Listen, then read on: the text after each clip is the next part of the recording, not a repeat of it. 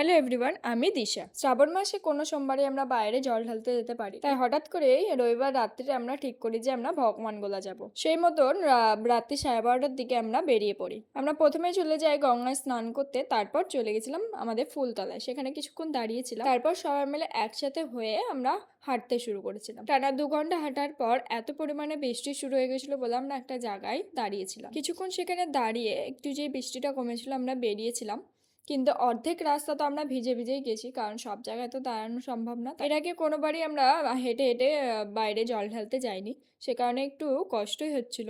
তা আমরা টানা 4-5 ঘন্টা হাঁটার পর আমরা পৌঁছে গেছিলাম ভগবান গোলা। তারপর লাইন দিয়ে ঢুকে আমরা বাবার মাথায় জল ঢেলে নিয়েছিলাম। আর বাইরে বেরিয়ে তো দেখছি এখানে ভীষণ ভিড় হয়ে গেছিল, বন্ধ হয়ে গেছে। টানা ক-ঘন্টা আমরা হেঁটেছি, 4 ঘন্টা পরে হেঁটে আমরা পৌঁছেছি। প্রায় ভোর হয়ে গেছে। কিছু বলতে চাস?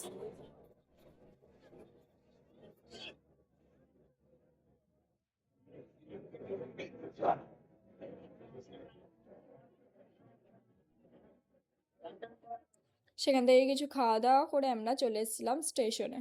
সবাই হেঁটে এত ক্লান্ত হয়ে গেছিলো যে আমরা স্টেশনে বসে পড়েছি।